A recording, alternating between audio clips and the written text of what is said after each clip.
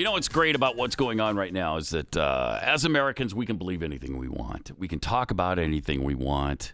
We can share it, on Twitter and Instagram and Facebook on virtually any subject. Masks, the election, sexuality, abortion, whatever.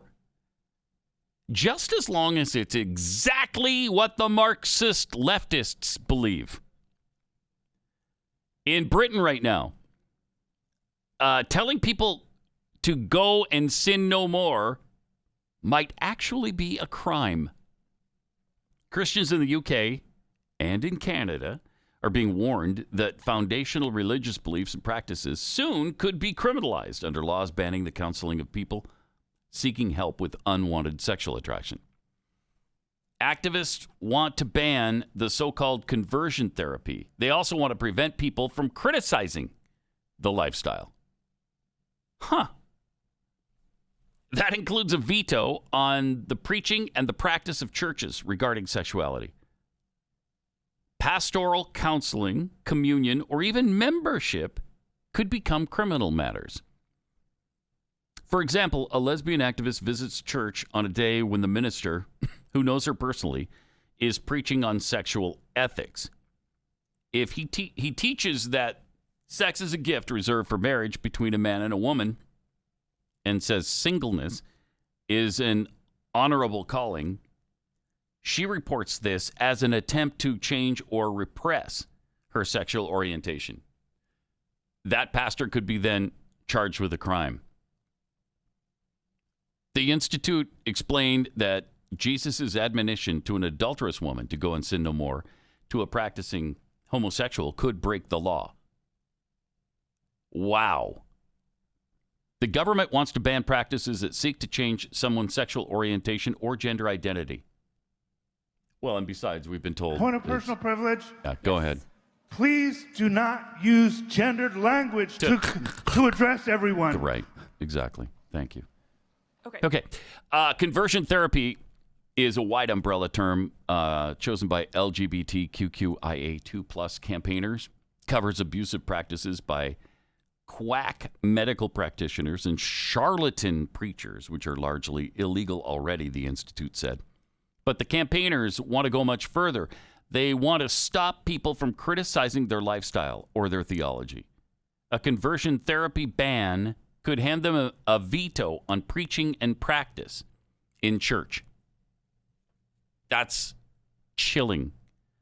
And yes, this is about the UK and Canada, but these things, as you know, are a harbinger of things to come here in the United States. One proponent of these laws, Reverend Steve Chalk, says informal prayer and sermons that do not affirm LGBTQIA2+ identities are damaging and require government intervention. Into religious practices? Seems dangerous. A statement from the pro-LGBT Ozone Foundation to the Prime Minister said, "We urge you to ensure that the UK will not tolerate those who practice conversion therapy in any form, whether consensual or not. So if somebody wants conversion therapy and they come to you, you can't practice it. You can't help them with it." Wow. And that those, in fact, is there anything other than consensual? Can you force somebody into conversion therapy? Of course not. It's always consensual. But those who practice it will be prosecuted.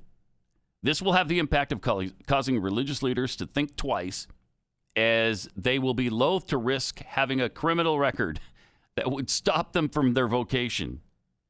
The foundation said it's not a matter of freedom of speech. This harmful practice is unfortunately promoted and practiced primarily by religious leaders. The ban must ensure that no loopholes are created that allow those who practice conversion therapy to offer help in changing one's behavior. Christian Institute warned that even ordinary practices, such as having members affirm their belief in a church's theology, wouldn't be allowed. And hasn't that been the goal all along? The goal was never tolerance or acceptance. That they had that a long time ago. The goal was to embrace it and promote it and to shut down any differing belief, including religious belief. You just have to excise it from your mind. Hillary Clinton talked about that, as a matter of fact. Let me just see if I can find that really quickly, because she actually said our religious viewpoints have to change, something to that effect. I don't know if I'm going to be able to find it quickly enough, but maybe it's this one. Deep-seated cultural codes, religious beliefs, and structural biases have to be changed. Wait, listen to that again. Deep-seated cultural codes, religious beliefs, and structural biases have to be changed. Have to be changed. As I...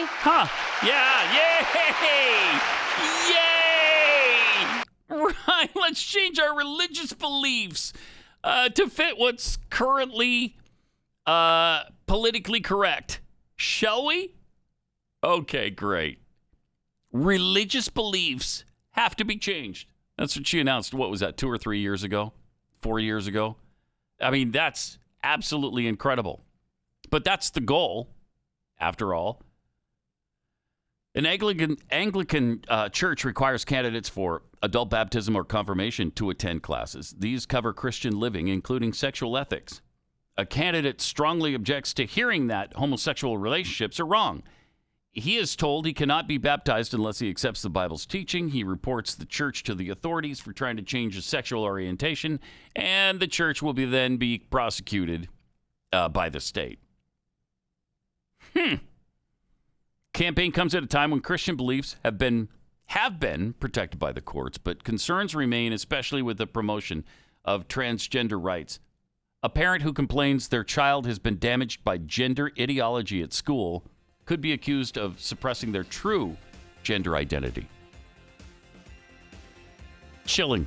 Absolutely, absolutely chilling. Again, you can agree with things, you can state your viewpoint, you can talk about your beliefs, you can say anything you want about any of these issues, if it's completely in line with the Marxist leftists.